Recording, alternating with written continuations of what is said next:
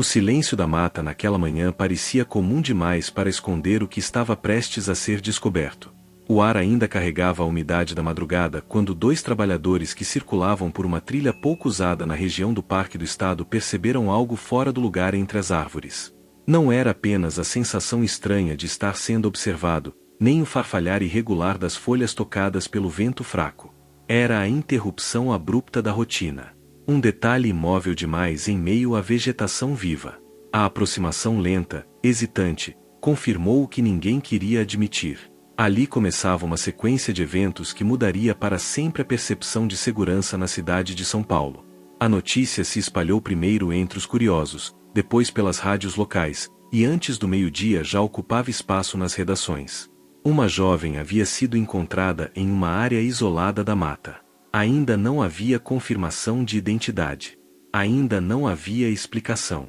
Apenas perguntas. Quem era ela? Como foi parar ali? O que tinha acontecido nas horas anteriores? A vegetação densa parecia engolir respostas. Nas delegacias da Zona Sul, o registro foi tratado inicialmente como mais um caso isolado. A cidade era grande demais, complexa demais, para que uma única ocorrência alterasse o ritmo das investigações cotidianas. Mas algo naquele cenário chamava atenção. A distância da trilha principal, o acesso difícil, o fato de ser uma área pouco frequentada. Não parecia fruto do acaso. Enquanto peritos trabalhavam em silêncio, familiares de jovens desaparecidas percorriam corredores frios de prédios públicos, segurando fotografias já amassadas pelo manuseio constante. Rostos jovens, sorrisos congelados em retratos de aniversários, formaturas, encontros de fim de semana. Algumas haviam saído de casa dizendo que voltariam logo. Outras falavam sobre oportunidades novas, sobre encontros que poderiam mudar suas vidas. Na região central da cidade, em estações movimentadas de metrô e pontos de ônibus lotados, um homem costumava observar o fluxo de pessoas com atenção calculada. Ele se aproximava com fala tranquila, postura confiante, e um discurso que soava convincente para quem carregava sonhos grandes demais para caber na rotina apertada do dia a dia. Dizia trabalhar com fotografia. Falava sobre testes, sobre agências, sobre a possibilidade de iniciar carreira como modelo. Não prometia fama imediata. Prometia chance. E às vezes isso era suficiente. Algumas jovens recusavam. Outras ouviam por curiosidade. Havia quem aceitasse marcar um encontro posterior para conversar com mais calma. O tom era sempre profissional, educado, aparentemente respeitoso. Nada que despertasse alarme imediato. Nada que justificasse medo. Dias depois da primeira descoberta na mata, outro corpo foi localizado na mesma região do Parque do Estado. A coincidência começou a incomodar investigadores mais atentos. Duas jovens. Mesma área. Circunstâncias semelhantes. Ainda não havia provas concretas que ligassem os casos, mas o padrão começava a se desenhar como uma sombra que cresce sem que se perceba o movimento. Nas famílias, a angústia se transformava em desespero. Telefones tocavam sem resposta. Portas eram abertas a cada barulho no corredor. A esperança diminuía a cada dia que passava sem notícias. Algumas mães passaram a percorrer hospitais, institutos, delegacias, repetindo a mesma pergunta com voz já cansada: vocês têm alguma informação? A imprensa começou a notar o que até então parecia apenas estatística urbana. Manchetes questionavam o aumento de desaparecimentos de jovens mulheres na capital. Programas de televisão exibiam retratos e pediam ajuda da população. A cidade, acostumada à sua própria dimensão caótica, começava a sentir que havia algo diferente acontecendo. Em meio à pressão crescente, investigadores decidiram cruzar registros de desaparecimento dos últimos meses. Datas, locais, perfis. Aos poucos, as peças começaram a se encaixar. A maioria das jovens tinha sido vista pela última vez em regiões centrais ou próximas a estações de transporte público. Algumas comentaram com amigas ou familiares sobre um suposto teste fotográfico. Um trabalho promissor. Uma oportunidade inesperada. O nome do homem que oferecia esses testes ainda não aparecia formalmente nos registros. Ele não deixava cartões oficiais, não apresentava documentos que pudessem ser facilmente rastreados. Apenas um primeiro nome, às vezes diferente em cada abordagem. Uma história ensaiada. Um convite feito com naturalidade suficiente para não levantar suspeitas imediatas. Quando os sobreviventes começaram a procurar a polícia para relatar experiências semelhantes, o cenário ganhou contornos mais definidos. Uma jovem contou que havia sido levada até uma área de mata com a promessa de realizar fotos externas. Em determinado momento, percebeu que estava distante demais da estrada. Conseguiu escapar antes que algo pior acontecesse. Outra descreveu o mesmo discurso, a mesma proposta, o mesmo trajeto em direção à Zona Sul. Os depoimentos eram consistentes. A fala mansa, o olhar direto, a habilidade em convencer, a insistência sem parecer agressiva. O padrão estava ali, diante dos investigadores, como uma trilha invisível que finalmente começava a se revelar. Com a confirmação de múltiplos casos ligados à mesma estratégia de abordagem, a hipótese de um agressor em série deixou de ser apenas suposição. A polícia passou a tratar os episódios como parte de uma única investigação. O clima dentro das delegacias mudou. O tempo agora era inimigo. Enquanto isso, na mata silenciosa do Parque do Estado, equipes ampliavam as buscas. A cada nova varredura, a tensão aumentava. A possibilidade de encontrar mais vítimas não era descartada. O terreno irregular, coberto por vegetação espessa, dificultava o trabalho e alimentava a sensação de que ainda havia muito escondido ali. A cidade seguia seu ritmo acelerado, mas por baixo da superfície algo se alterava. Pais passaram a aconselhar filhas a não aceitarem propostas de desconhecidos. Conversas sobre segurança ganharam espaço em mesas de jantar e salas de aula. O medo, antes difuso, começava a ter forma. Foi então que um retrato falado começou a ser preparado com base nos relatos das sobreviventes. Traços médios, cabelo escuro, aparência comum. Nada que chamasse atenção à primeira vista. Talvez fosse exatamente isso que o tornasse tão difícil de identificar no meio da multidão. Quando a imagem finalmente foi divulgada internamente entre investigadores, um silêncio pesado tomou conta da sala. Se aquele homem continuasse circulando livremente, outras jovens poderiam ser abordadas a qualquer momento. O tempo corria. E em algum ponto da cidade, ele provavelmente já observava sua próxima oportunidade, certo de que ainda não havia sido reconhecido. Naquela noite, enquanto as luzes da metrópole iluminavam o horizonte e a mata permanecia mergulhada na escuridão, uma pergunta ecoava com mais força do que nunca: quantas vítimas ainda não haviam sido encontradas? E, mais urgente do que isso, quanto tempo restava antes que ele atacasse novamente? O retrato falado ainda estava sobre a mesa quando o telefone tocou com urgência. Do outro lado da linha, uma voz nervosa dizia ter visto aquele rosto em um ponto de ônibus dias antes, conversando com uma jovem que segurava uma pasta azul contra o peito. A ligação não trazia confirmação, mas acendia algo mais perigoso do que o medo: a sensação de que ele continuava circulando com tranquilidade pela cidade de São Paulo, misturado à multidão como qualquer outro trabalhador anônimo. Na delegacia responsável pelo caso, os investigadores passaram a revisar cada depoimento com atenção quase obsessiva. As sobreviventes eram chamadas novamente, uma por uma, para detalhar mínimos gestos, pausas na fala, caminhos percorridos. Algumas lembravam do cheiro forte de desodorante, outras da maneira como ele olhava ao redor antes de atravessar a rua. Pequenos fragmentos que, juntos, começavam a formar uma figura mais nítida. Enquanto isso, equipes ampliavam as buscas nas trilhas da mata do Parque do Estado. O som de galhos sendo afastados e passos cautelosos sobre folhas secas substituía o silêncio natural do lugar. A cada área isolada encontrada, a expectativa apertava o peito dos agentes. Não era apenas uma investigação técnica, era uma corrida contra o tempo. Havia indícios de que o número de vítimas podia ser maior do que o inicialmente confirmado. Os registros de desaparecimento se acumulavam sobre as mesas. Datas próximas. Idades semelhantes. Últimos contatos marcados por frases quase idênticas: vou a um teste, conheci alguém que trabalha com fotos, pode ser uma oportunidade boa. O padrão já não podia ser ignorado. Em bairros da periferia e regiões centrais, famílias reviviam as últimas conversas com as filhas. Um comentário aparentemente simples agora soava como alerta que ninguém soube interpretar. A promessa de um futuro diferente havia sido suficiente para quebrar a rotina e abrir uma porta que jamais deveria ter sido atravessada. Os investigadores passaram a mapear os pontos de abordagem.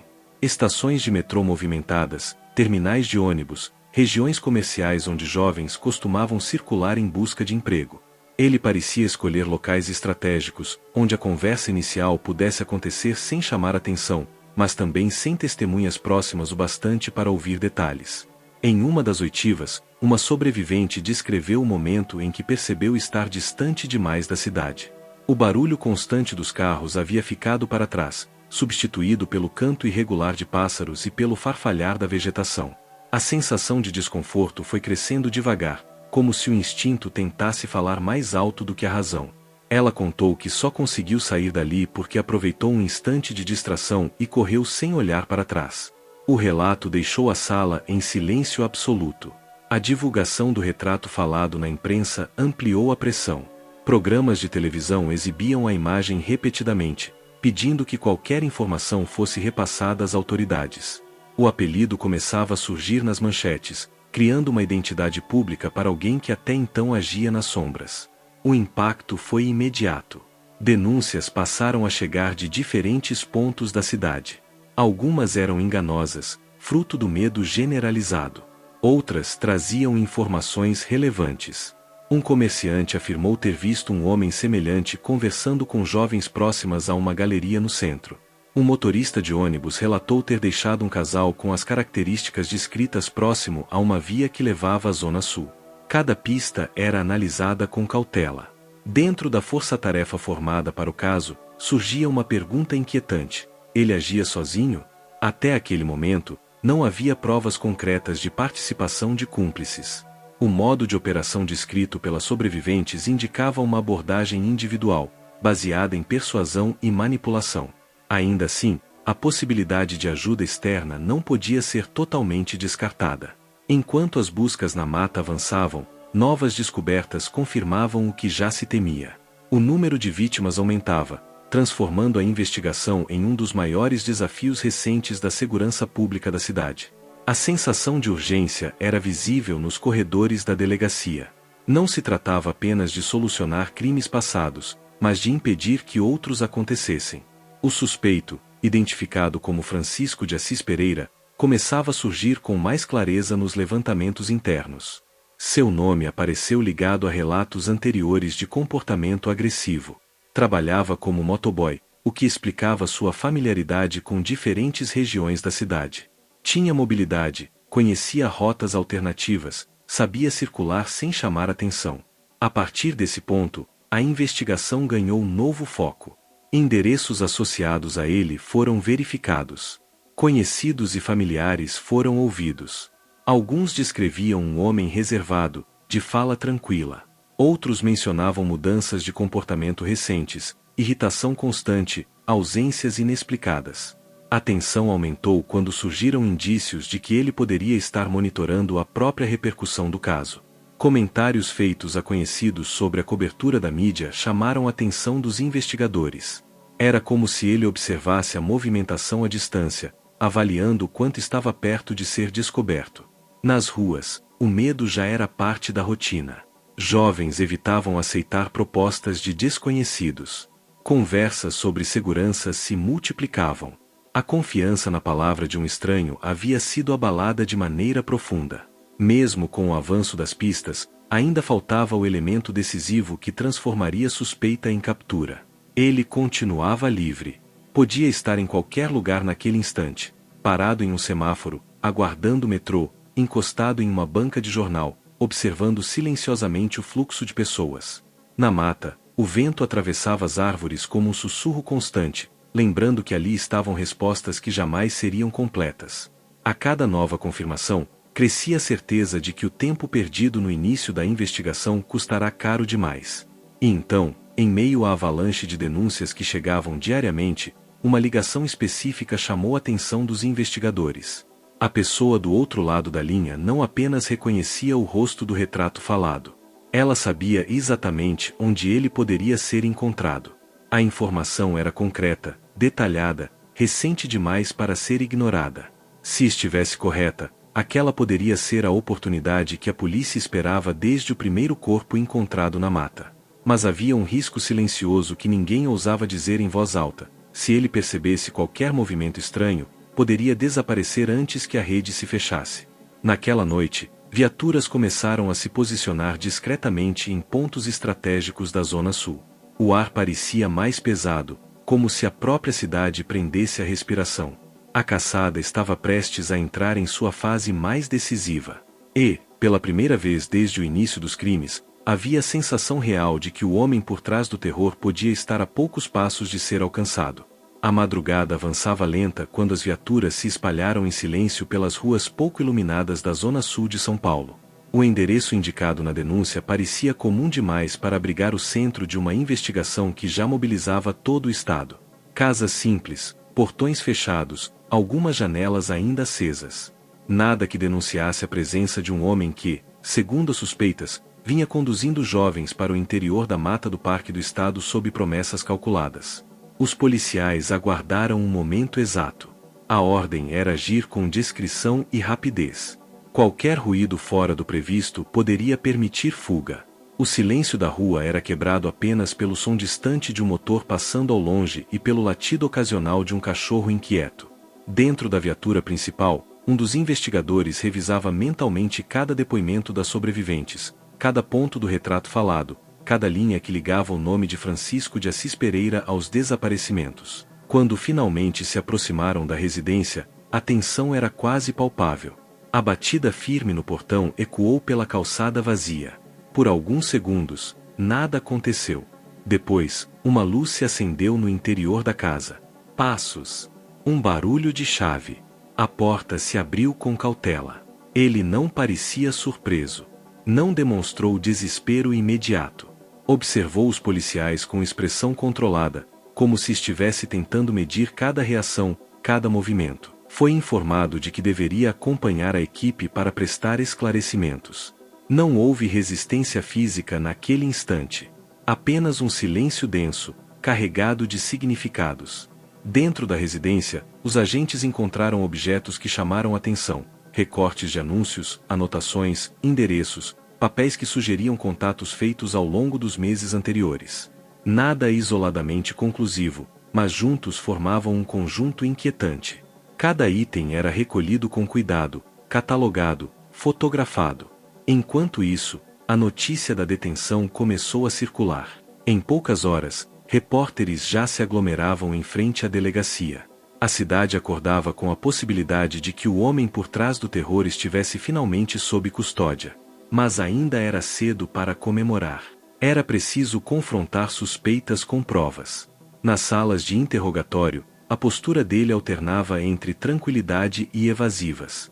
Respondia algumas perguntas com objetividade, negava outras, desviava o olhar em momentos específicos. Quando confrontado com descrições detalhadas feitas por sobreviventes, manteve a expressão neutra por tempo demais. A sala parecia menor a cada minuto. A virada aconteceu quando uma das jovens que escaparam foi chamada para reconhecimento formal. Separado por um vidro, ele aguardava sem saber quem estava do outro lado. A sobrevivente entrou na sala ao lado com passos hesitantes, mas firmes. Observou-o atentamente. O silêncio durou segundos que pareceram minutos. Então, com voz segura, confirmou: era ele. O reconhecimento foi registrado oficialmente. Outros depoimentos vieram na sequência. O cerco se fechava não apenas pela força da investigação, mas pelo peso das memórias que ele havia deixado para trás. Pressionado pelas evidências, Francisco de Assis Pereira começou a apresentar versões contraditórias. Em determinado momento, admitiu ter levado algumas jovens até a região de mata, mas tentou minimizar sua responsabilidade. À medida que as perguntas avançavam, as respostas se tornavam menos lineares. A linha entre negação e confissão começava a se desfazer. Do lado de fora, familiares de vítimas aguardavam qualquer informação. Alguns choravam em silêncio. Outros mantinham esperança de que seus parentes ainda pudessem estar vivos. A confirmação de múltiplos crimes traria não apenas respostas, mas também a dor definitiva da certeza. Com o aprofundamento do interrogatório, ele acabou confessando envolvimento em diversas mortes. O número exato variava conforme a declaração, mas era claro que a dimensão do caso superava as primeiras estimativas. Cada nova admissão ampliava o impacto da investigação. A força-tarefa voltou à mata do Parque do Estado com informações mais específicas sobre possíveis locais utilizados. As buscas tornaram-se ainda mais direcionadas. O terreno irregular e fechado dificultava o avanço, mas agora havia pontos indicados diretamente pelo próprio suspeito. O país acompanhava cada atualização com atenção. O apelido que a imprensa já utilizava se consolidava nas manchetes, transformando o caso em um dos mais comentados da década. Especialistas discutiam perfil psicológico, comportamento manipulador, padrão repetitivo. A figura do homem comum, de aparência discreta, contrastava com a gravidade das acusações. Dentro da delegacia, investigadores analisavam o passado dele com lupa. Histórico familiar, empregos anteriores, relatos de comportamento agressivo. Tentavam entender quando a escalada de violência havia começado. Havia indícios de episódios anteriores que nunca chegaram ao conhecimento formal das autoridades. A pergunta que surgia era inevitável: poderia ter sido interrompido antes?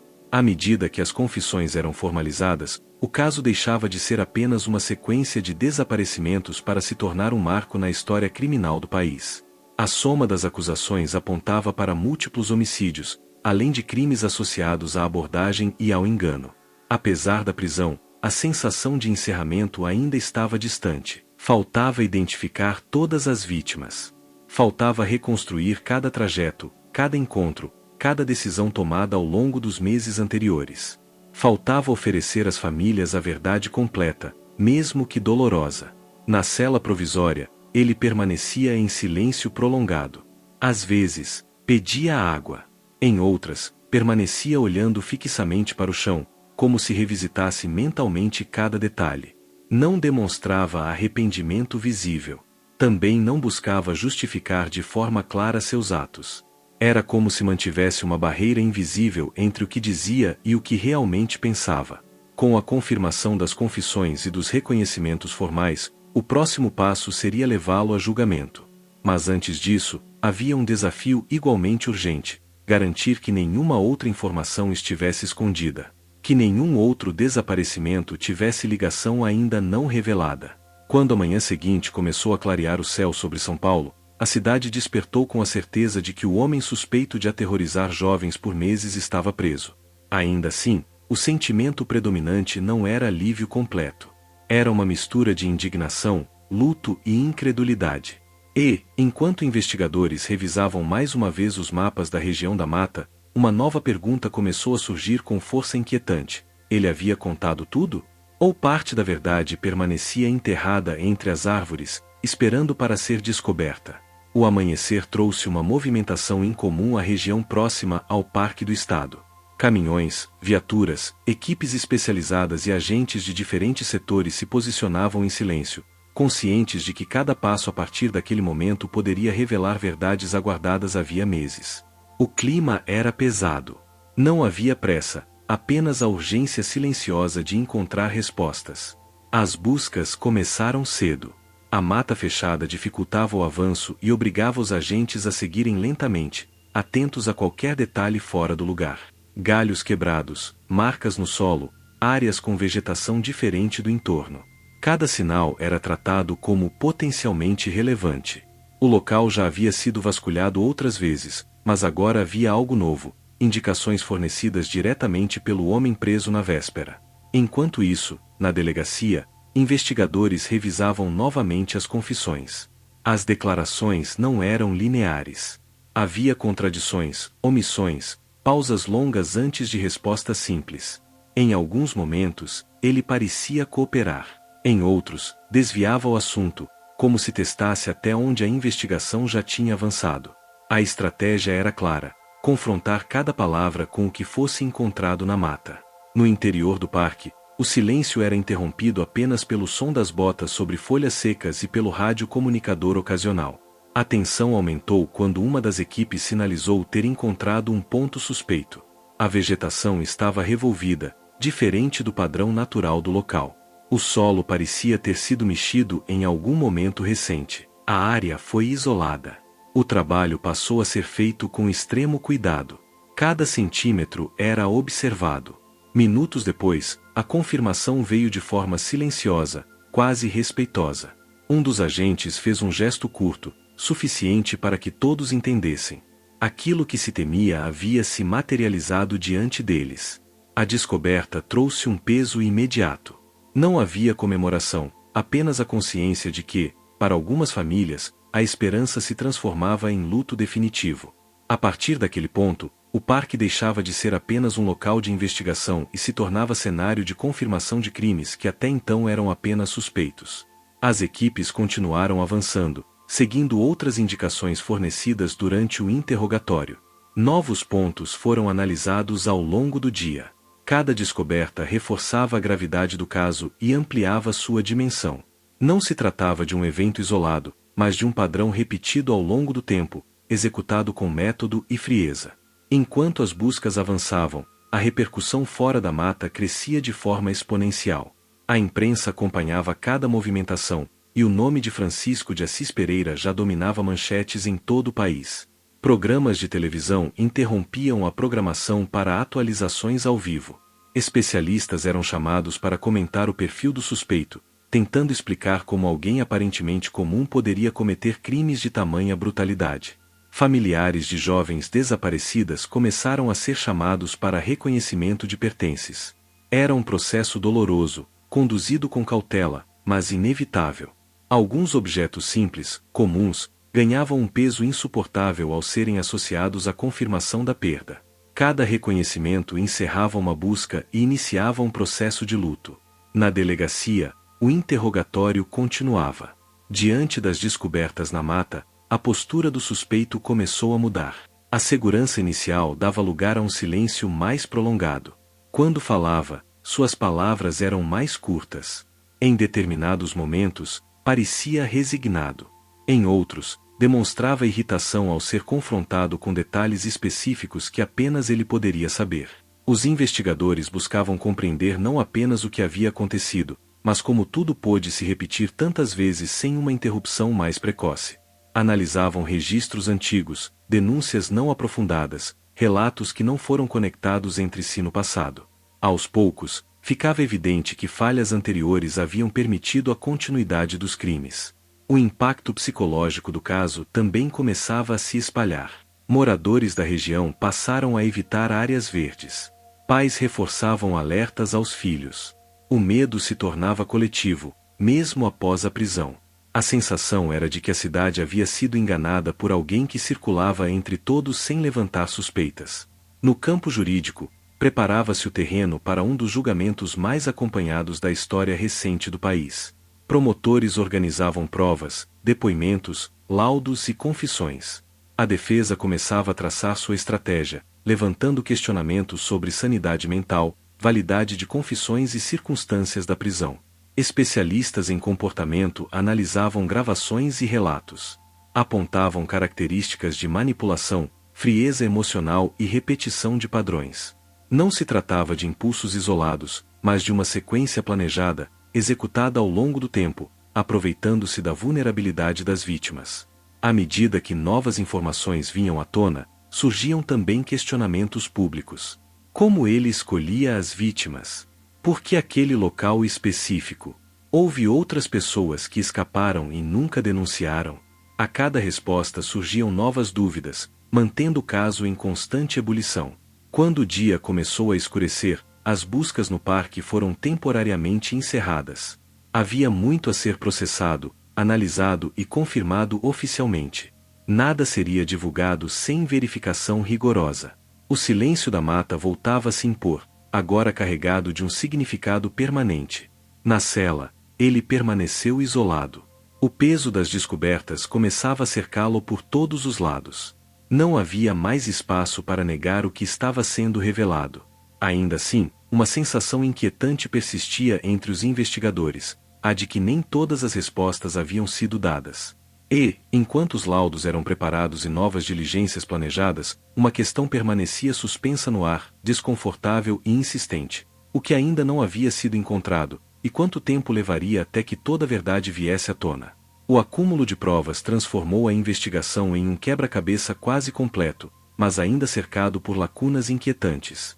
Dentro da delegacia, mesas estavam cobertas por fotografias, mapas da zona sul de São Paulo, registros de desaparecimentos e transcrições de depoimentos.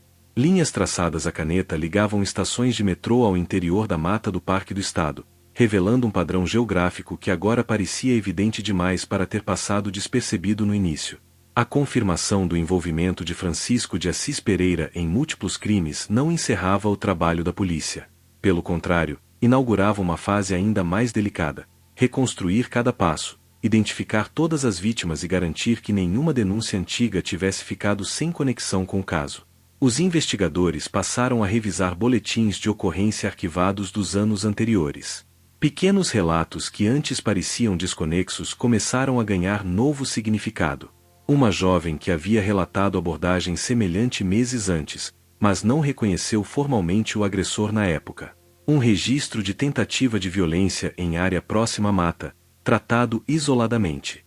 Cada documento era reavaliado sob a nova perspectiva. A mídia mantinha cobertura intensa. Programas exibiam linhas do tempo, especialistas discutiam perfis comportamentais e comentaristas questionavam falhas institucionais. O apelido já consolidado nas manchetes reforçava a dimensão simbólica do caso. A cidade acompanhava cada atualização como se precisasse entender, em detalhes, como tudo aquilo foi possível. Enquanto isso, familiares das vítimas viviam uma mistura de dor e necessidade de respostas completas. Muitos queriam ouvir do próprio acusado o que havia acontecido. Queriam compreender o último trajeto, o último encontro, as últimas palavras. A investigação precisava equilibrar o direito à informação com o cuidado de não transformar o processo em espetáculo. No interrogatório complementar, ele alternava momentos de fala com períodos prolongados de silêncio. Quando questionado sobre a escolha do local, afirmava que conhecia bem a região da mata desde a juventude. Sabia quais trilhas eram menos frequentadas, quais áreas tinham acesso mais difícil, quais horários garantiam menor circulação de pessoas. A escolha não havia sido aleatória. Era estratégica. A frieza com que descrevia deslocamentos contrastava com o impacto emocional que suas palavras causavam nos investigadores. Não havia hesitação ao falar de caminhos percorridos ou pontos específicos dentro do parque, mas quando confrontado com o sofrimento das famílias, mantinha expressão neutra, distante. A análise técnica das provas também avançava. Objetos encontrados em sua residência foram periciados. Anotações, recortes, possíveis registros de contatos. Alguns indícios reforçavam a existência de planejamento.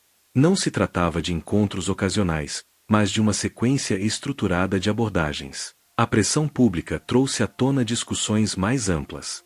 Especialistas passaram a debater a vulnerabilidade de jovens que buscavam oportunidades profissionais em grandes centros urbanos. Questionava-se a falta de fiscalização sobre falsas promessas de trabalho e a ausência de campanhas preventivas mais consistentes na época. Paralelamente, surgiram boatos na imprensa e em conversas informais sobre a possível existência de cúmplices. Comentava-se que alguém poderia ter ajudado na escolha de locais ou fornecido informações sobre vítimas em potencial. No entanto, até aquele momento, as investigações oficiais não confirmavam a participação direta de outras pessoas. As autoridades deixavam claro que trabalhavam com fatos comprovados, não com especulações. Outra dúvida recorrente dizia respeito ao número total de vítimas. Embora ele tenha confessado envolvimento em diversos crimes, investigadores temiam que o total pudesse ser maior do que o admitido. A possibilidade de haver casos não registrados ou desaparecimentos nunca oficialmente ligados ao parque mantinha a equipe em alerta constante. A preparação para o julgamento começou a ganhar forma concreta. Promotores organizavam a denúncia formal, estruturando cada acusação com base em provas materiais, laudos periciais e reconhecimentos formais. O objetivo era apresentar um processo sólido, capaz de sustentar condenações múltiplas. Do lado de fora, a cidade começava a enfrentar uma realidade desconfortável. O homem que durante meses abordou jovens em estações movimentadas tinha aparência comum, rotina aparentemente normal e emprego fixo. Não se encaixava no estereótipo de ameaça evidente. Essa constatação alimentava um medo silencioso, difícil de explicar. Dentro da cela, ele demonstrava comportamento controlado. Conversava pouco com outros detentos. Evitava contato visual prolongado. Não demonstrava sinais claros de arrependimento público. Em determinados momentos, parecia mais incomodado com a repercussão do que com os próprios atos. A investigação também revelou que algumas vítimas haviam mencionado o encontro com o suposto fotógrafo pouco antes de desaparecer. Amigos recordavam comentários animados sobre a possibilidade de mudança de vida. Esses relatos tornavam o impacto ainda mais profundo, pois expunham o contraste entre expectativa e desfecho. Com a consolidação das provas, tornou-se evidente que o caso ultrapassava o âmbito criminal e alcançava dimensão social. A discussão sobre segurança feminina, responsabilidade institucional e prevenção ganhou força. A tragédia expunha fragilidades estruturais que iam além de um único indivíduo. À medida que os dias avançavam, a denúncia formal foi concluída. O processo judicial estava prestes a começar. Mas, mesmo com o acusado preso e provas reunidas, persistia uma inquietação entre os investigadores. Seria possível compreender completamente as motivações por trás de tantos crimes? Ou parte dessa resposta permaneceria inacessível? Quando a noite caiu sobre São Paulo mais uma vez, as luzes da cidade brilhavam como sempre. O trânsito seguia intenso, as estações continuavam cheias, a rotina insistia em continuar. Mas algo havia mudado de forma irreversível. A confiança espontânea entre desconhecidos estava abalada. E, enquanto promotores finalizavam os últimos detalhes para levar o caso ao tribunal, uma nova etapa se aproximava, carregada de expectativa e tensão. O momento em que todas as provas seriam apresentadas publicamente, diante de um júri que teria a responsabilidade de transformar dor acumulada em sentença definitiva. O dia do início do julgamento amanheceu sob forte expectativa em São Paulo. Desde as primeiras horas da manhã, uma multidão se formava diante do fórum. Repórteres organizavam transmissões ao vivo, câmeras eram posicionadas em busca do melhor ângulo, e familiares das vítimas chegavam em silêncio, muitos segurando fotografias contra o peito como se precisassem reafirmar, ali, a memória de quem não podia mais estar presente.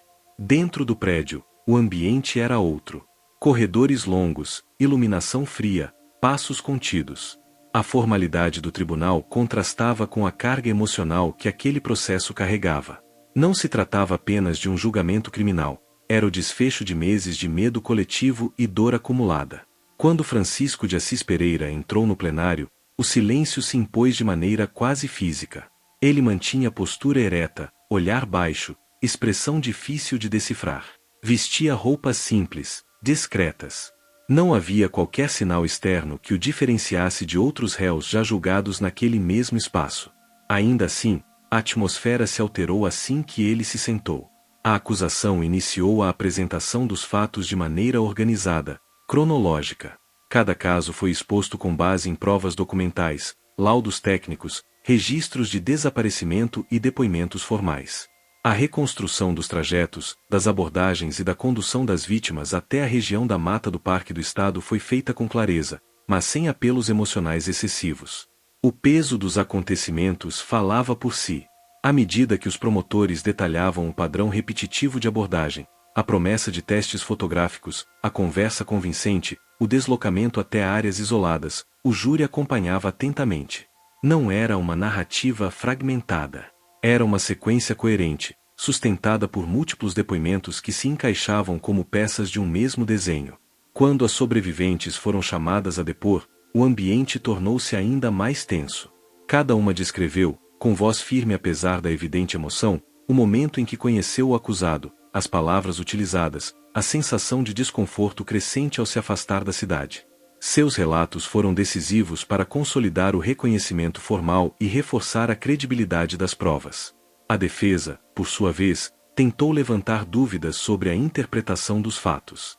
Questionou detalhes de datas, buscou inconsistências pontuais, sugeriu a possibilidade de distorções na memória decorrentes do trauma. Em determinado momento, a estratégia passou a explorar a hipótese de distúrbios mentais que poderiam comprometer a plena responsabilidade penal do réu. Especialistas foram chamados para avaliar seu estado psicológico. Laudos apresentados indicavam que, embora houvesse traços de personalidade manipuladora e comportamento antissocial, ele compreendia plenamente a natureza de seus atos. Essa conclusão enfraqueceu a tentativa de afastar a responsabilidade criminal. O julgamento se estendeu por dias. A cada nova sessão, o plenário lotava novamente. O país acompanhava atento, discutindo cada argumento apresentado. A imprensa analisava estratégias jurídicas, enquanto comentaristas debatiam o impacto do caso no sistema de justiça brasileiro. Para as famílias, cada depoimento era uma ferida reaberta. Ouvir detalhes sobre trajetos percorridos e decisões tomadas nas horas finais exigia força que muitos não sabiam possuir. Ainda assim, permaneciam presentes, como se aquele espaço fosse o último lugar onde pudessem reivindicar justiça. Em determinado momento, o próprio réu foi interrogado em plenário. Sua fala foi controlada, por vezes evasiva. Admitiu ter levado jovens até a região de mata, mas tentou relativizar partes das acusações. Quando confrontado com provas específicas, respondeu com pausas longas, como se calculasse cada palavra antes de pronunciá-la. A acusação apresentou então a linha do tempo consolidada dos crimes: desaparecimentos em sequência, descobertas na mata, confissões parciais, reconhecimentos formais. A repetição do padrão tornava difícil sustentar a tese de coincidência ou erro de identificação. À medida que o julgamento se aproximava do fim, o clima no plenário tornava-se quase insuportável. Não havia mais grandes revelações, apenas a espera pelo veredito. O júri recebeu as orientações finais e se retirou para deliberar. O tempo de espera pareceu dilatado. Familiares se abraçavam em silêncio. Advogados mantinham conversas discretas. O réu permanecia sentado, olhar fixo em um ponto indefinido da sala. Quando os jurados retornaram, o silêncio foi absoluto. A leitura da decisão confirmou a condenação por múltiplos homicídios e outros crimes associados. A soma das penas ultrapassava 200 anos de prisão. Não houve explosão de aplausos. Não houve celebração. Apenas lágrimas contidas e suspiros pesados. A sentença representava reconhecimento formal da culpa, mas não apagava a dor acumulada. O juiz esclareceu que, conforme a legislação vigente à época, o tempo máximo de cumprimento de pena no Brasil seria limitado, independentemente da soma das condenações. Essa informação gerou nova onda de debates públicos, ampliando discussões sobre legislação penal e segurança. Enquanto o réu era conduzido para fora do plenário, cercado por escolta, a sensação predominante era de encerramento jurídico, mas não emocional. A cidade havia obtido uma resposta institucional. Ainda assim, restavam perguntas sobre prevenção, falhas iniciais na investigação e possíveis vítimas não identificadas. Do lado de fora, a multidão aguardava confirmação oficial. Quando a condenação foi anunciada, o burburinho tomou conta da frente do fórum. Manchetes começaram a ser redigidas antes mesmo que o prédio fosse esvaziado. Mas, mesmo com a sentença definida, uma questão permanecia inquietante entre investigadores e familiares. A verdade revelada em tribunal era completa ou apenas a parte que pôde ser provada? E, enquanto ele era levado para cumprir a pena, a história do caso estava longe de desaparecer da memória coletiva. O impacto ultrapassaria o tribunal e ecoaria por muitos anos ainda. A condenação trouxe uma resposta jurídica, mas não encerrou o impacto que o caso provocou em São Paulo. Nos dias que se seguiram à sentença, o país mergulhou em uma reflexão coletiva. Programas de televisão dedicavam horas à análise do julgamento. Especialistas discutiam o perfil comportamental de Francisco de Assis Pereira, tentando compreender como alguém com aparência comum e rotina aparentemente estável conseguiu agir por tanto tempo sem ser interrompido. A imagem dele, repetida incontáveis vezes na imprensa, passou a simbolizar algo maior do que um indivíduo específico. Representava a quebra da confiança em abordagens cotidianas, o medo instalado em locais públicos, a fragilidade de sonhos oferecidos como promessa fácil. A cidade seguiu funcionando, mas com uma cautela que antes não era tão evidente. Nas estações de metrô e pontos de ônibus onde ele costumava circular, jovens passaram a olhar 2 vezes antes de aceitar qualquer conversa. Pais reforçaram orientações. Escolas promoveram debates sobre segurança. A repercussão deixou marcas práticas no comportamento coletivo. Dentro do sistema prisional, ele foi transferido para a unidade de segurança compatível com a gravidade dos crimes. O isolamento era necessário tanto para preservar sua integridade física quanto para manter a ordem interna. O nome que dominava manchetes agora estava restrito a relatórios administrativos e registros penitenciários. Enquanto isso, investigadores continuavam revisitando pontos da investigação. Mesmo após o julgamento, havia interesse em confirmar se todos os desaparecimentos relacionados haviam sido devidamente esclarecidos. Casos antigos voltaram a ser analisados, especialmente aqueles com características semelhantes ocorridos antes do período oficialmente reconhecido. Surgiram relatos de mulheres que, anos antes, haviam sido abordadas com discurso parecido, mas que conseguiram recusar ou se afastar a tempo. Algumas decidiram procurar as autoridades somente após a repercussão do caso, relatando encontros desconfortáveis que nunca haviam denunciado formalmente. Esses depoimentos reforçavam a ideia de que o padrão poderia ter começado antes do que se imaginava. A imprensa também explorava a linha do tempo completa dos crimes, destacando falhas iniciais na conexão entre desaparecimentos. Especialistas em segurança pública apontavam a necessidade de integração mais eficiente entre delegacias e de protocolos mais rigorosos para tratar casos de desaparecimento de mulheres jovens. No campo legislativo, o debate sobre o limite máximo de cumprimento de pena no Brasil ganhou força. A soma das condenações ultrapassava amplamente o tempo máximo permitido pela legislação da época. A discussão não era apenas técnica, mas carregada de emoção. Familiares questionavam se 30 anos seriam suficientes diante da gravidade dos atos. A figura de Francisco de Assis Pereira também passou a ser estudada em cursos de criminologia e psicologia. Seu caso era analisado como exemplo de comportamento predatório baseado em manipulação e escolha estratégica de vítimas. A forma como utilizava a promessa profissional como ferramenta de aproximação tornou-se ponto central em debates acadêmicos. Ao mesmo tempo, surgiram teorias na opinião pública. Algumas sugeriam que ele poderia ter feito mais vítimas do que as oficialmente reconhecidas. Outras levantavam suspeitas sobre eventual participação de terceiros. Contudo, até aquele momento, as investigações oficiais não haviam encontrado provas concretas que confirmassem a existência de cúmplices ou números superiores aos comprovados judicialmente. A dor das famílias não diminuiu com o passar das semanas. Para muitas, o julgamento trouxe justiça formal, mas não trouxe paz completa.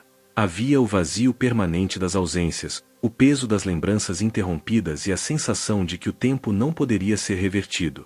A cidade também precisou lidar com a transformação simbólica da região da Mata do Parque do Estado. O local, antes frequentado por visitantes e praticantes de atividades ao ar livre, passou a carregar uma memória difícil. Mesmo após reforço de segurança e campanhas institucionais, o nome do parque ficou inevitavelmente associado ao caso. Com o passar dos meses, a cobertura intensa começou a diminuir, mas o impacto permaneceu. Documentários, reportagens especiais e análises retrospectivas mantinham viva a discussão sobre prevenção e responsabilidade institucional. O caso se consolidava como um dos mais emblemáticos da história criminal brasileira. Dentro da prisão, relatos indicavam comportamento reservado. Ele evitava entrevistas longas e raramente se manifestava publicamente. A postura silenciosa alimentava especulações, mas também reforçava a dificuldade de compreender completamente suas motivações. Enquanto isso, autoridades revisavam procedimentos de investigação de desaparecimentos. Protocolos foram ajustados para evitar que registros semelhantes permanecessem desconectados por tanto tempo. O aprendizado institucional, embora tardio para as vítimas, buscava impedir repetição de falhas. Mesmo com o encerramento do julgamento, uma pergunta persistia entre investigadores e especialistas: haveria detalhes que nunca seriam conhecidos? Parte da história dependia exclusivamente das palavras do condenado, e a confiança nessas palavras era limitada. Anos começavam a passar, e o caso deixava de ser manchete diária para se tornar referência histórica. Ainda assim, a cada novo debate sobre segurança pública, seu nome reaparecia como símbolo de um período em que a cidade precisou encarar uma realidade perturbadora. E, enquanto o tempo avançava e a memória coletiva tentava encontrar equilíbrio entre lembrança e superação, uma nova etapa silenciosa se aproximava: a inevitável contagem regressiva do tempo de pena, que reacenderia discussões e emoções adormecidas. Porque, embora a sentença estivesse definida, o calendário continuava correndo, e com ele, a inquietação sobre o que aconteceria quando os anos começassem a se aproximar do limite legal estabelecido. Os anos passaram com a descrição implacável do calendário, mas o nome de Francisco de Assis Pereira nunca desapareceu completamente da memória coletiva de São Paulo. A cada aniversário do caso, reportagens reapareciam, reconstituindo a linha do tempo, revivendo imagens do julgamento, lembrando as vítimas e reacendendo debates que jamais foram totalmente encerrados. Dentro do sistema prisional, o cumprimento da pena seguia os trâmites legais. Relatórios periódicos avaliavam comportamento, disciplina e adaptação ao ambiente carcerário. Informações divulgadas esporadicamente indicavam postura reservada, poucas interações e ausência de episódios graves de indisciplina. A rotina na prisão, marcada por horários rígidos e regras inflexíveis, contrastava com a liberdade de movimentos que ele tivera antes da prisão. Do lado de fora, porém, a contagem do tempo começou a inquietar familiares das vítimas e parte da sociedade. Pela legislação vigente à época da condenação, o tempo máximo de cumprimento de pena no Brasil era limitado. Isso significava que, independentemente da soma das condenações, havia um teto legal para permanência no cárcere. A simples possibilidade futura de progressão de regime ou liberação reacendia emoções adormecidas. Programas de televisão voltavam a discutir o tema. Especialistas jurídicos explicavam as regras de execução penal, enquanto comentaristas relembravam a dimensão dos crimes cometidos na região da Mata do Parque do Estado. Familiares expressavam preocupação pública sempre que o assunto surgia. Para eles, a passagem do tempo não diminuía a dor nem relativizava a gravidade dos fatos. A ideia de que o responsável pudesse um dia voltar ao convívio social era difícil de aceitar emocionalmente, mesmo que juridicamente prevista. Paralelamente, estudiosos da área criminal continuavam analisando o caso sob diferentes perspectivas. O padrão de abordagem, baseado na promessa de oportunidades profissionais, passou a ser utilizado como exemplo clássico de manipulação predatória. A discussão não se limitava ao passado, servia como alerta permanente sobre estratégias de aliciamento que poderiam assumir novas formas com o avanço da tecnologia. A sociedade também mudou desde o final da década de 1990. Redes sociais passaram a desempenhar papel central na comunicação. Especialistas alertavam que, se crimes semelhantes fossem tentados em tempos mais recentes, a abordagem poderia migrar para ambientes virtuais. O caso tornava-se, assim, uma referência histórica, mas também um estudo preventivo. Em determinados momentos, surgiam boatos na internet sobre entrevistas concedidas por ele ou supostas declarações polêmicas feitas dentro da prisão. Muitas dessas informações circulavam sem confirmação oficial. Autoridades reforçavam que qualquer comunicação formal seguia regras específicas e era registrada documentalmente. Ainda assim, o interesse público permanecia elevado.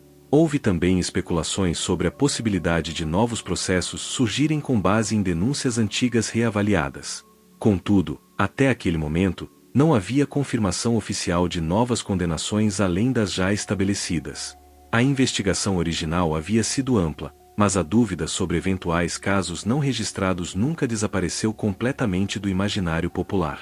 A região do parque, por sua vez, passou por reforço de segurança ao longo dos anos.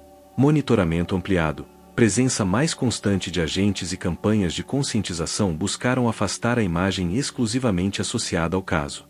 Ainda assim, o nome popularmente atribuído ao episódio permaneceu ligado ao local na memória coletiva.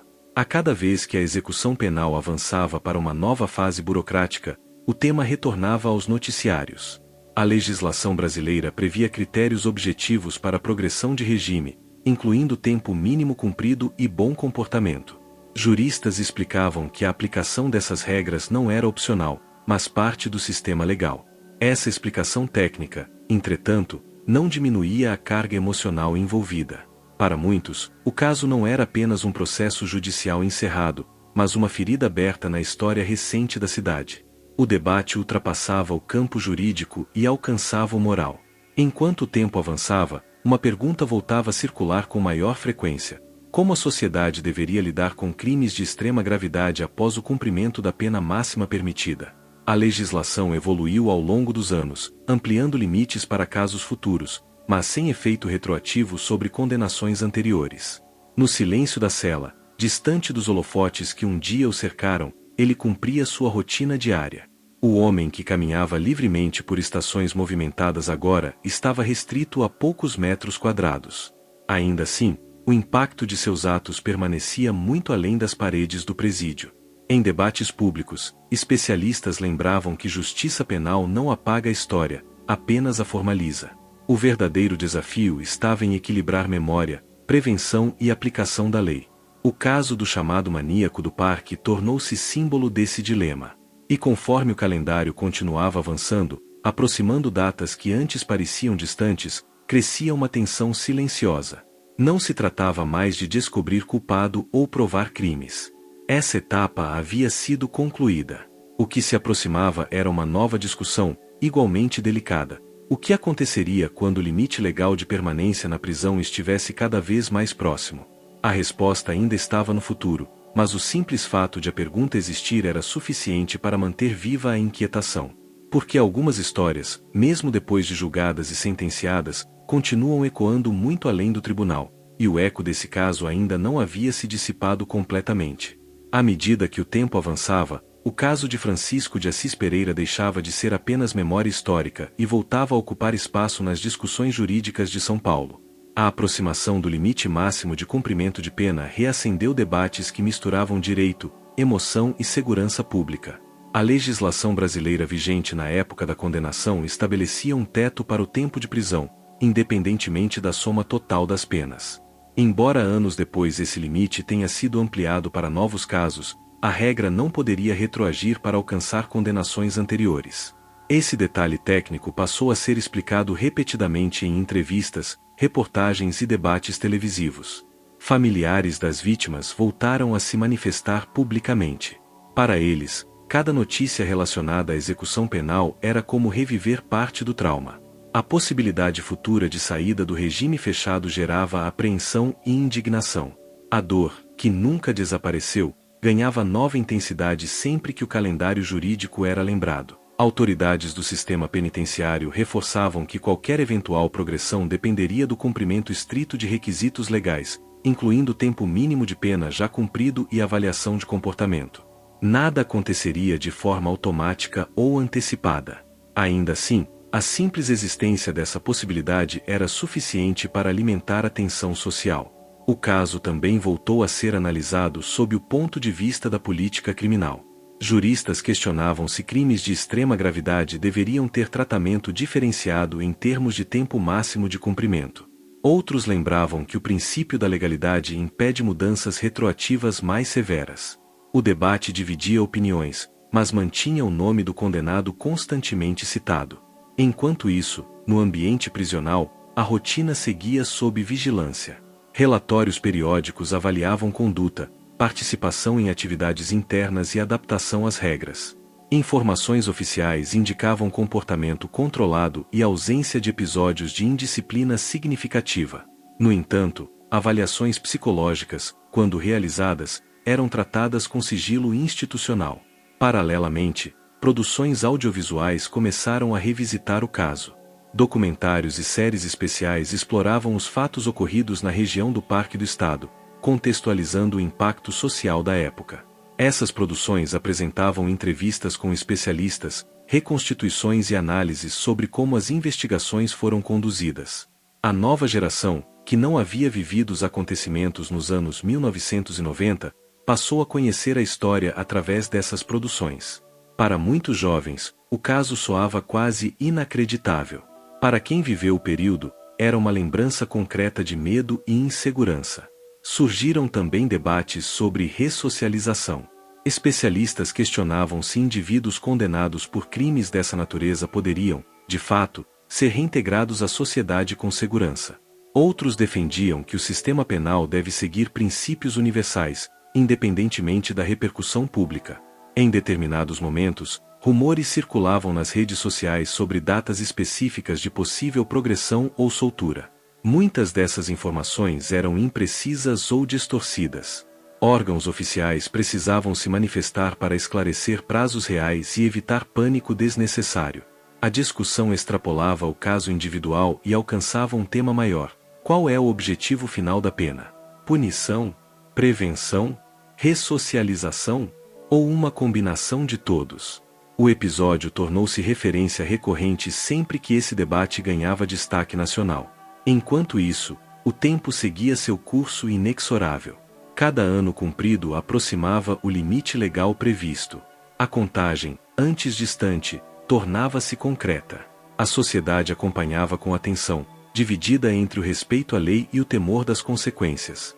Para as famílias, porém, o tempo tinha outro significado. Não era medido em anos de pena cumprida, mas em aniversários ausentes, em cadeiras vazias, em lembranças interrompidas. A dimensão jurídica do caso jamais se equiparou à dimensão emocional. À medida que datas futuras começavam a ser calculadas publicamente, uma nova fase de expectativa silenciosa se instalava. Não havia mais investigação, julgamento ou sentença a serem anunciados. Restava apenas o cumprimento da lei e a aproximação de um momento inevitável. E a pergunta que voltava a ecoar em reportagens e conversas era simples, mas carregada de peso. Quando o limite legal finalmente for alcançado, como a sociedade reagirá? Porque algumas histórias não terminam quando o tribunal encerra a sessão, elas apenas entram em um novo capítulo, onde justiça, memória e medo voltam a se confrontar. Quando o calendário começou a se aproximar de forma concreta do limite legal de cumprimento da pena, o nome de Francisco de Assis Pereira voltou ao centro do debate público com uma intensidade que lembrava os anos do julgamento. Em São Paulo, programas de televisão, portais de notícia e comentaristas jurídicos passaram a discutir cenários possíveis com base na legislação vigente à época da condenação. A questão era objetiva do ponto de vista legal. A soma das penas ultrapassava amplamente o teto permitido pela lei antiga, mas o cumprimento efetivo não poderia exceder esse limite. A mudança posterior na legislação brasileira, que ampliou o tempo máximo para novos condenados, não se aplicava retroativamente. Esse detalhe técnico tornou-se o ponto central das análises.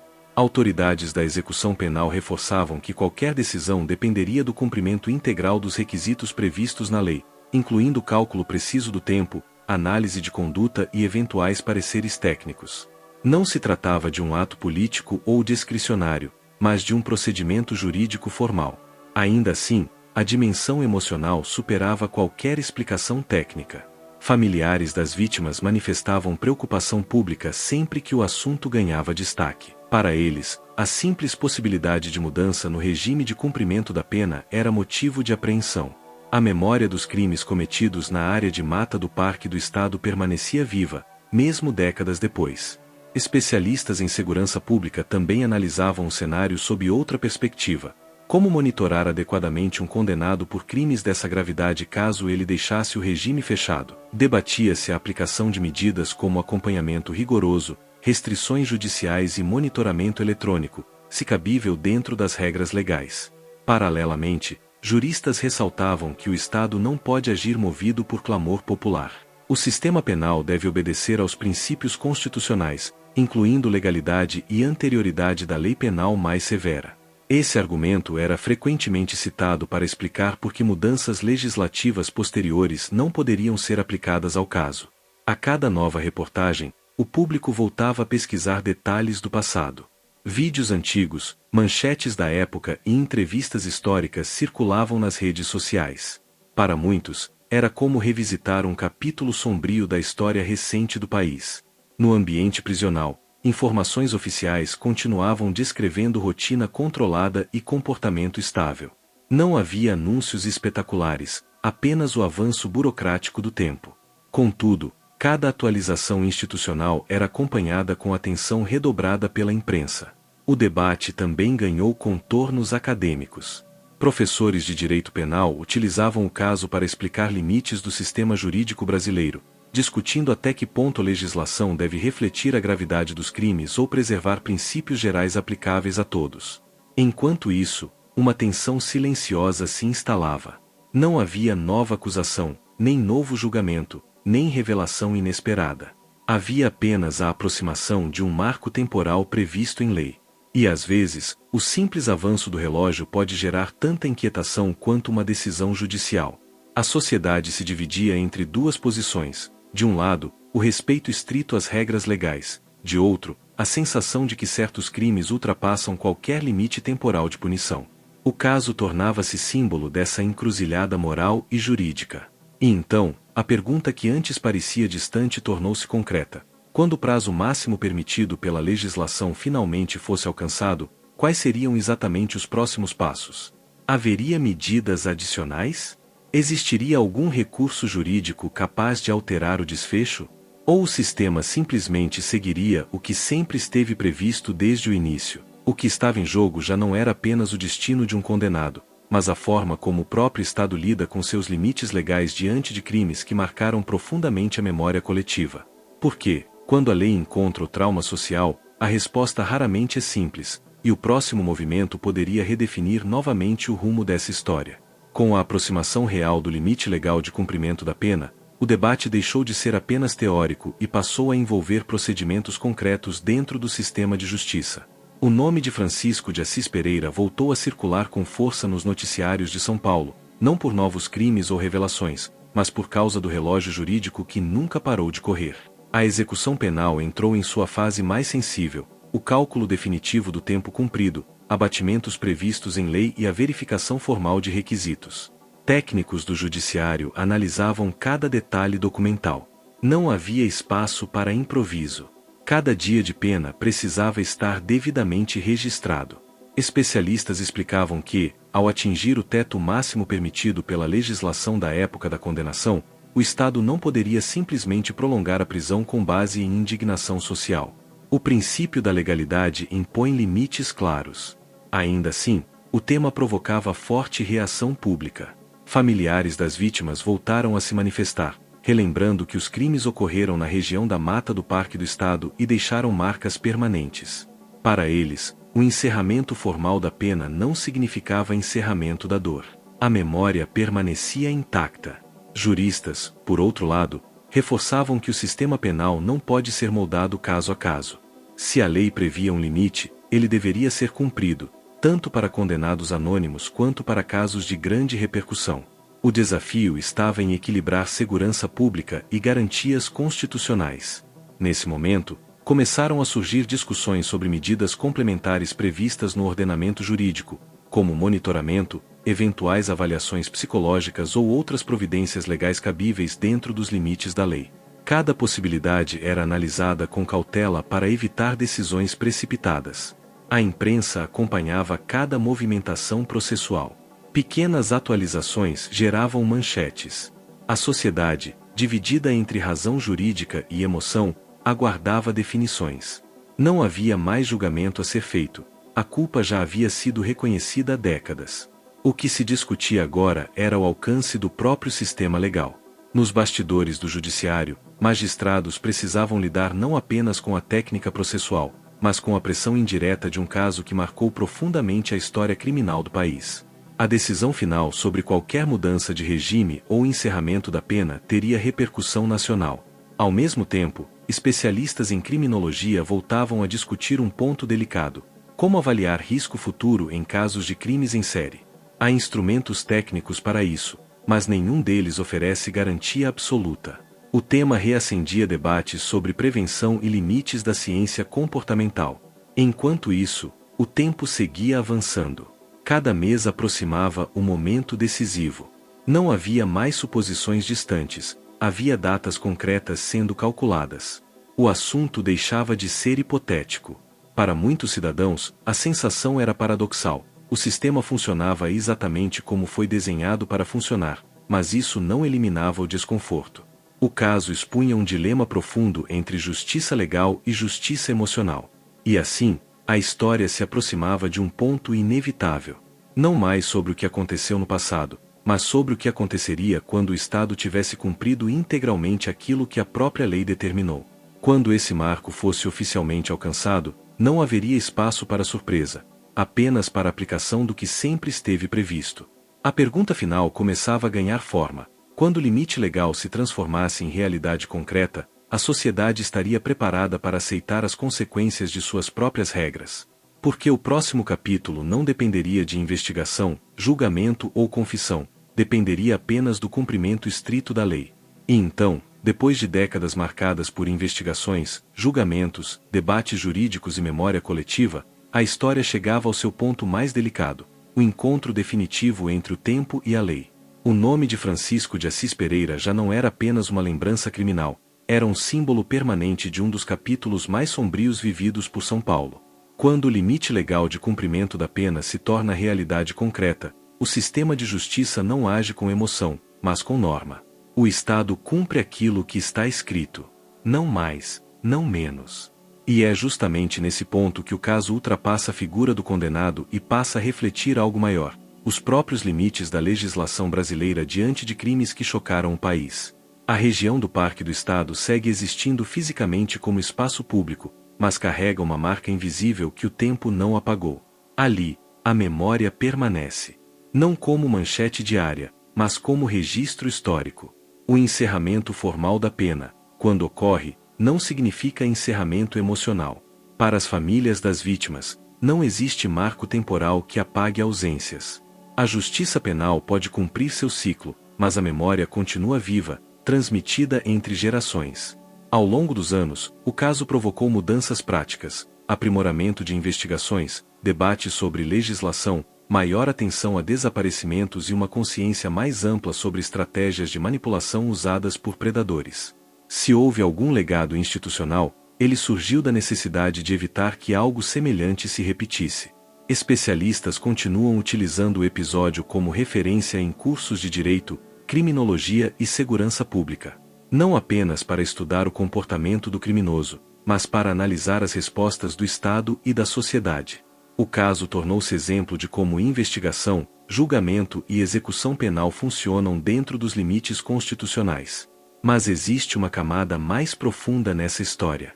Ela não está apenas nos autos do processo, nem nas reportagens arquivadas. Está na pergunta que permanece mesmo após o último ato jurídico: como equilibrar justiça, prevenção e humanidade dentro de um sistema que precisa valer para todos? O tempo passou. A cidade mudou. A legislação mudou. A tecnologia transformou a forma como as pessoas se comunicam e se protegem. Ainda assim, o eco daquele período permanece como alerta permanente. E talvez seja justamente aí que esteja o verdadeiro clímax dessa trajetória, não na sentença, não na contagem de anos, mas na reflexão coletiva que ela impõe. Um caso que começou com promessas falsas em estações movimentadas terminou expondo as engrenagens mais profundas do sistema penal brasileiro. Agora eu te pergunto, depois de tudo que foi revelado, julgado e cumprido, você acredita que a legislação brasileira está preparada para lidar com crimes de extrema gravidade sem ultrapassar seus próprios princípios? O equilíbrio entre justiça e legalidade é suficiente, ou precisa ser repensado? Se essa história te fez refletir, deixe a sua opinião. O debate é parte essencial da memória. Porque algumas narrativas não terminam quando o processo acaba, elas continuam vivendo na consciência de quem escolhe não esquecer. Se essa história mexeu com você, não deixe essa reflexão parar por aqui. O caso de Francisco de Assis Pereira marcou para sempre a história de São Paulo, mas o debate sobre justiça, lei e memória continua mais atual do que nunca. Comenta aqui embaixo. Você acredita que a legislação brasileira deveria ser diferente em casos de crimes tão graves?